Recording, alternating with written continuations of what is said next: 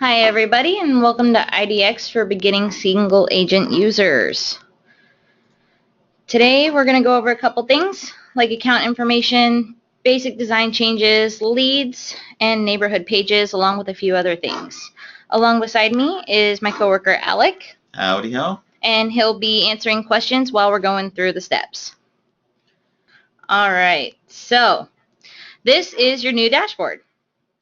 You've got your main navigation up here at the top.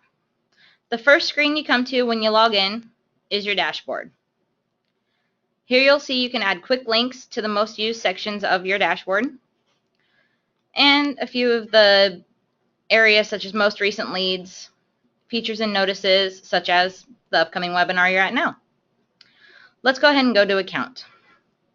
Here under account is an important feature, your billing. This is where you can update your credit card information, see when your next payment's due, when your last payment was, and for history, go ahead and view your invoices and what your next payment amount will be and what you're being charged for. You can also go to Account Info. Account Info is where you can change the way your name on your website is displayed, what your primary email address is, such as where your leads go to, and the notifications from the system, what address is displayed, and your primary phone number. And don't forget to save changes at the bottom. So when we set up your account, we don't necessarily have all of your information. We just have the information with which you signed up. So often the display name might be your name or your broker's name, and that shows up on all the contact pages. So you might want to change this to your business name or change it to the primary agent's name and then their email, and that you can set up right here. Next up, for important items, we'll go ahead and go to Preferences, Global Preferences, Designs, Pages. First one. These are the pre-made pages that come with your account. Links already made for you. Most important ones are the search pages. This is what your visitors are going to be using. You get an address search, advanced search, basic search, listing ID, map search. You can grab your links right here or click directly on them and get sent to the page. You can also edit preferences, and you can also edit the layout. So the layout is the basic look of your IDX content itself. Now normally this will be wrapped or stuck inside your website or the look and feel of your website. But here you can change the actual IDX data and how it is displayed within the shell of your website. Just click the Activate button and you're good to go. You can go back to your website and see what it looks like. Click on Pages and you're back to your list of pages. Another important feature of this page is for your advanced search. The advanced search also has advanced search options. These fields can be edited right here. These are additional fields that are available from the individual's MLS. Select a property type, Step 2 View Settings, and you can see what's already on your advanced search page. Trash can to delete, additional fields right here. Just click the plus sign, add it to the left or right. Left side, right side. Don't forget to save button up at the top.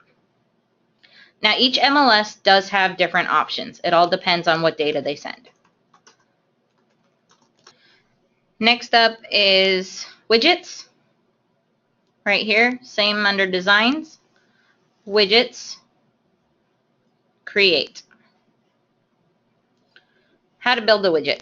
Step 1, you want to select what type of widget. So Becky, what exactly is a widget? A widget is a little way to display your listings that you can place on any page of your website. It's not an entire page. And we have different options such as slideshow, showcase, carousel. And you can display your featured properties or certain search criteria of properties, sold pending. So if I want just a little bit of IDX content on one of my pages that isn't an IDX page, I would use a widget? That's correct. Cool. So let's go ahead and build a carousel. You can indeed place widgets in subheaders. So this gives you, sometimes you may want to do a quick search widget on a search page, on maybe not a search page, but a neighborhood page, or put a little extra content on a results page. You can go ahead and place that widget content right there in the subheader. We're going to go ahead and build the carousel based off of a custom search. So I can put in some search criteria for, let's say, a community page I'm building. And I'm going to want to use my advanced search page because I have more options to choose from. I want to choose my city.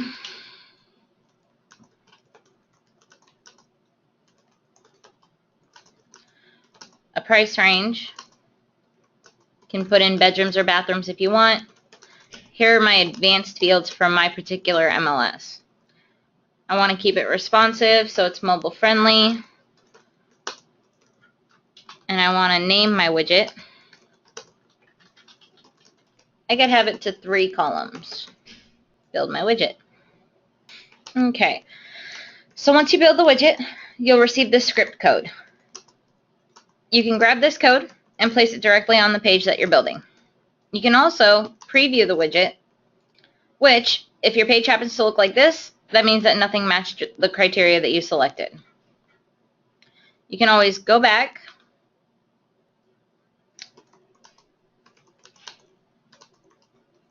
here's my widget, and edit your widget. You don't have to rebuild the whole widget again. And you can always change your criteria to fit something else as well. Also, the nice thing about this is once the widget is implemented onto your page, if you make any changes in here to your search criteria, you don't have to grab that code and put it on the page again. It will update. And that is how to build a widget. So Becky, can you describe the difference? We've had an excellent question. Describe the difference between using like a quick search widget and using a advanced search page. The quick search widget is a small widget that can be placed on, let's say, your home page, and it's based off of the basic search. So you only get very minimal search criteria that you can use versus the advanced search, which is a full-on page where the visitor can have much more options to refine their search. Okay. Also, the quick search can be placed like on your home page or anywhere, page, yeah. Where the advanced search is an IDX Broker page, but it is much more in depth. Yeah. Becky, can you go ahead and give us a widget and show us an example that has some listings? There we go. This is a showcase widget. Showcase is tiled images where you get to select how many columns and how many rows you want.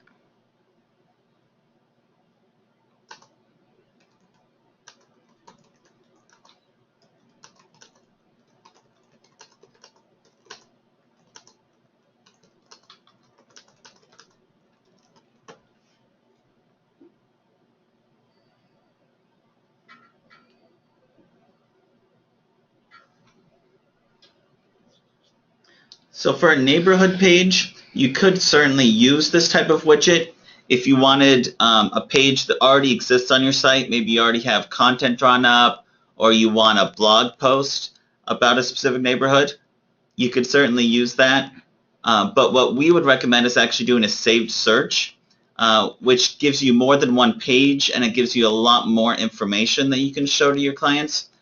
And then it gives you just a link that you can link out to a neighborhood or community page. And we will definitely go over that later in the webinar. All right, so the next one we're going to move on to is preferences. And under preferences, we're going to go to global preferences. Global preferences has a couple different tabs. The first one we land on is search.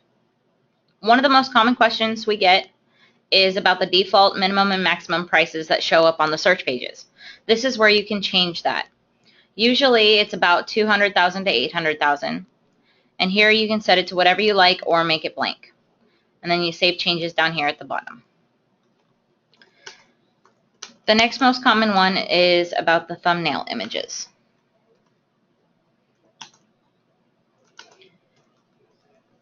So, often an IDX Broker account will send out and be shipped with this turned on. So what this does is MLSs often send us two different types of images.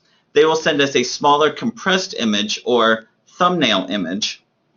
And that one we use because it's smaller, it's faster loading, it's much more easier on the websites.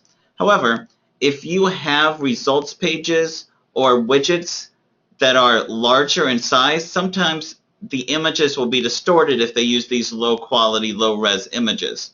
And so to get away from that, you can turn off the thumbnail images right here on this radio button and instead use the high res photos everywhere on your IDX site.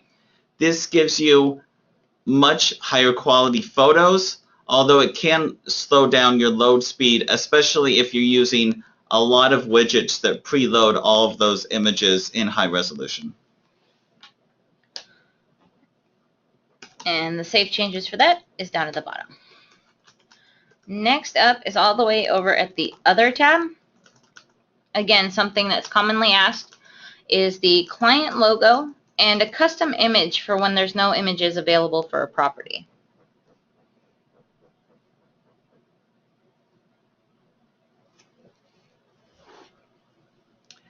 So IDX is ultimately customizable.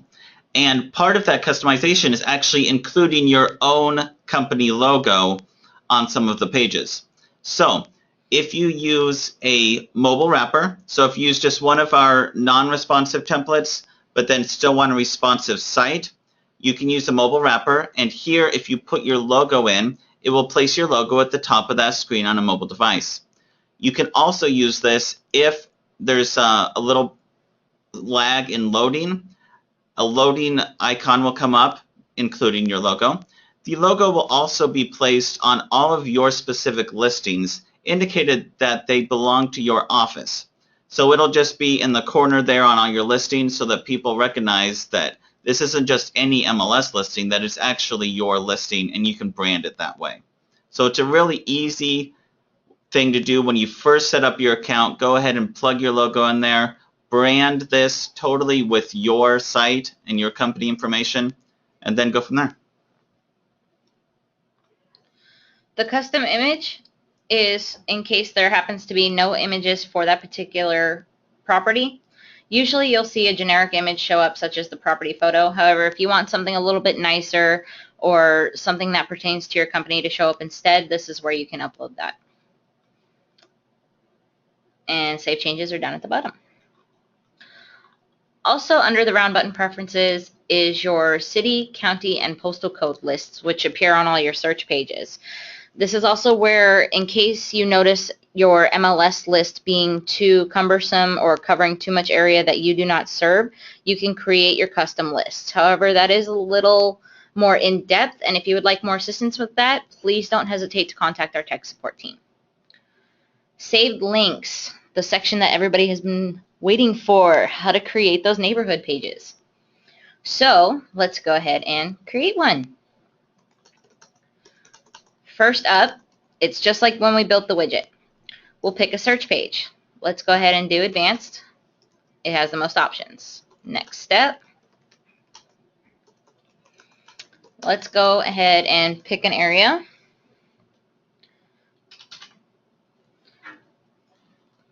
And a price range. So you guys can set any of the criteria here that you want. Anything that you leave blank will just be ignored. So if I don't put in a property subtype, it doesn't mean it will select no property subtypes. It will just ignore that field entirely.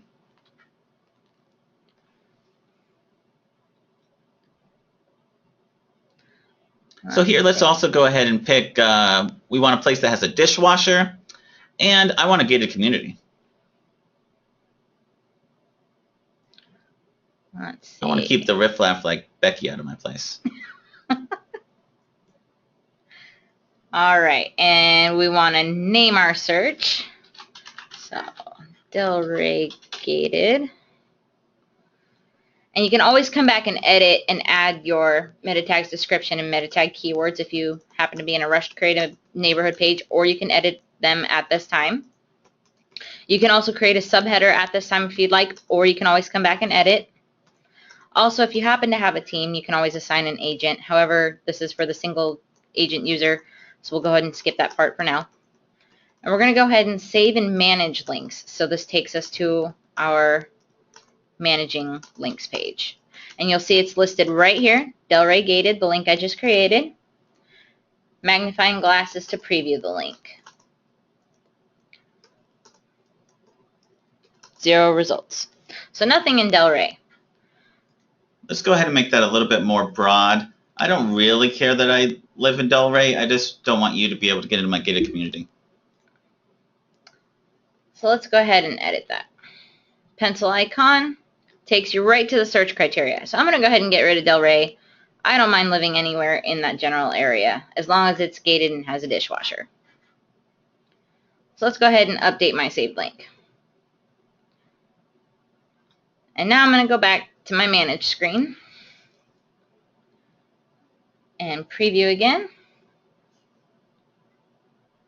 Now I've got 147 results in gated communities with dishwashers in my price range. And here's that no image available property photo. You could have something nicer here if you would like to upload it. If that's your price range, they certainly pay you more than me. So, someone has had a question about the difference between above and below the subheader. So, on results pages like this, on saved search links, you have the opportunity to both use more of a global subheader and a subheader very specific to that saved link. So, you might have a global subheader that says, I'm the best real estate agent that is, I'm caring, and I take care of you, and I'm knowledgeable, and I'm really great. But then you might want another subheader that says, this area is exclusive, and the gated community here is great, the people are friendly, the dogs don't bite, etc., etc. Well, this one you can actually place either above your existing subheader or below the existing subheader.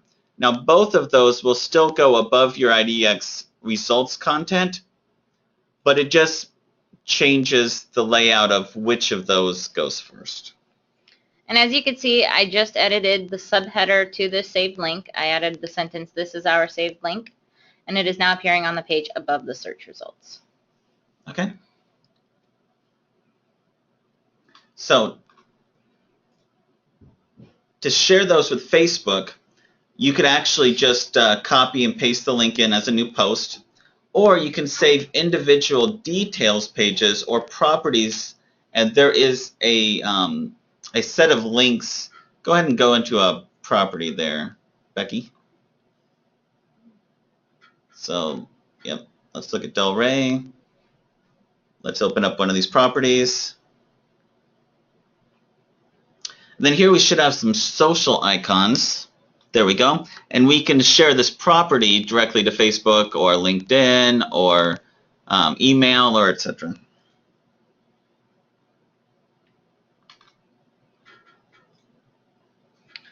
All right, next up is featured IDs, also under the Preferences tab. Featured IDs is for the agent who wants to display their featured properties. Being a single agent, this is usually set up at the time your account is created. However, if that is not available at the time and you notice that your listings are not showing, this would be the first place to look. So it's Preferences, Featured IDs, Agent IDs if it's a single user account, and check and see if your name is checkmarked here. Save changes, and you'll notice that your listings will show under Active and Listings and then Active. Next up, let's go to leads. When somebody fills out a form on your website, they become a lead, and they will drop into here. Here you can edit the lead. You can see the property updates that they would receive, whether they saved a property that they were interested in, saved a search that they created and wanted to receive more about. You can edit any information you may have found out more about, or any notes pertaining to their account. If you happen to meet somebody in person and want to enter them into their system and sign them up for property updates, you can also create a lead.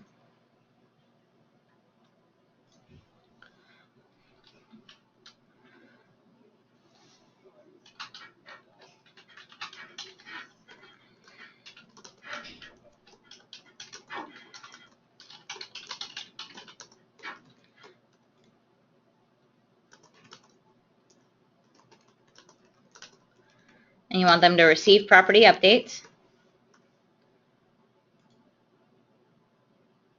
Lead created.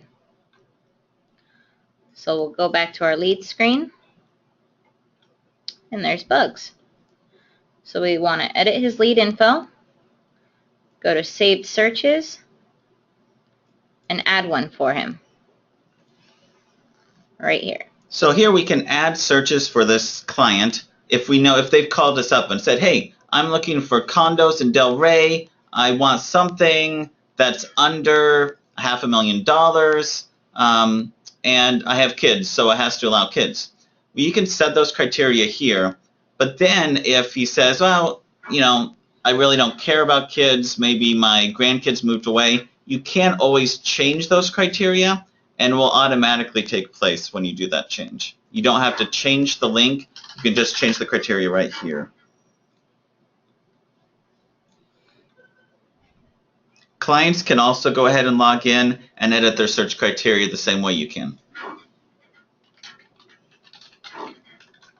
As far as editing links by hand, someone's asked about Google and how that affects it.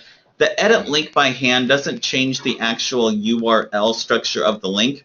It just allows you to be a little more geeky and change the actual search query string. So if you have an option that isn't easily accessible within our dropdowns, you can add a little string maybe that changes the sort order, or you can add in a header ID to assign it to a specific agent. Or you can copy links and paste them in there just to save time instead of going through all the search criteria. Once you create your saved search for your lead, down at the very bottom you'll want to save a search name for it and make sure that the checkbox for receive updates is checked. This way they'll receive the email of property updates if anything matches their criteria. All done. Now Bugs has one saved search.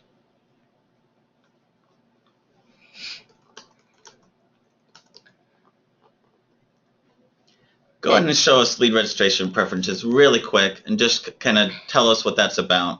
We won't necessarily go through setting all of the lead registration preferences up, but Becky's going to show us just really quick what they mean. Say I want to, on details pages, every time somebody clicks through 2 pages, I want a pop-up to have them sign up. How do I go ahead and get that? To go ahead and set that up, you'll want to do Customize. So click on Customize Settings, and then go to Advanced.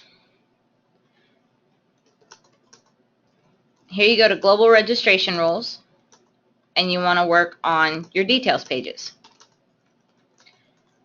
Now, whether you want to request registration where the visitor doesn't have to sign up or force registration is totally your preference. However, you mentioned you want to ask them at 2 clicks. So we can go ahead and request registration at 2 clicks. You can also either leave the form message to be default or customized to your own. Save changes. Excellent. And then I could set that by all the categories, right? Yeah, you can do that for any category. You can also do both. You could request registration, let's say, at 2, and this way they can exit out if they don't feel like signing up just yet. Let them have a few more views and force registration upon 5, maybe 6 views. Sounds reasonable.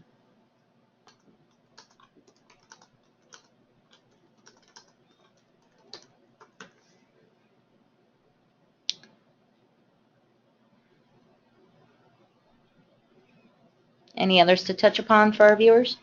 Oh. Lots of questions, They're huh? running me ragged. No, we have great questions coming in. Thank you, guys.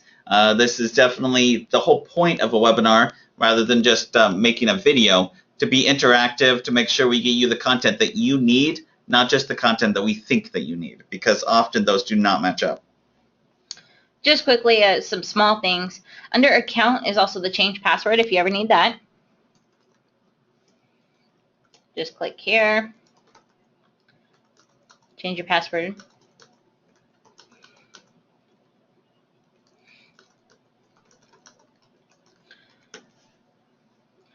Also under listings, you can do your active listings.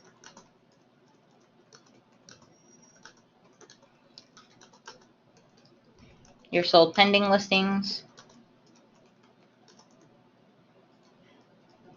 And create a supplemental listing. Oh, featured listings. What exactly does that mean? Side B? Featured listing belongs to on a single agent user account, belongs to the agent that was selected under the featured IDs. So what's that mean on my front end? So I might want to feature a bunch of properties. Can I do that if they're not my properties? Or what exactly does a featured property entail? For the system, featured property is the ID that is selected, which is what would show under listings and active.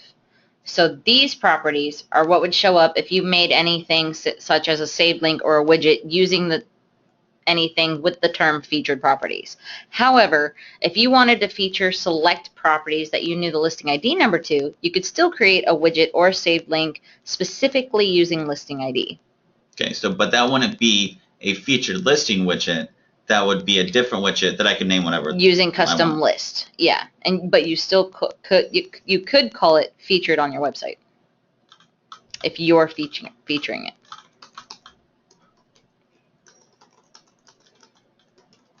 Excellent. So this is just our beginners webinar. We definitely have webinars going almost every week, and there have been some good suggestions about some topics that we can go over in another half-hour version. And we will definitely look at those and put some more webinars together for you guys. And we do realize this is a lot to take in. So if we have any questions about what we've already gone over, please voice them now. I know there have been some questions about WordPress, and those are very valid. I have been promised by our WordPress guru that there is a WordPress specific webinar that's on the docket and coming out. So if you have questions about putting widgets or shortcodes into WordPress or using equity, don't worry, those will have their very own webinar to not cloud the waters of this, because I know we're throwing a lot of information at you right now. Okay, so we're going to go ahead and wrap this up. Hope you guys enjoyed. Thanks a lot.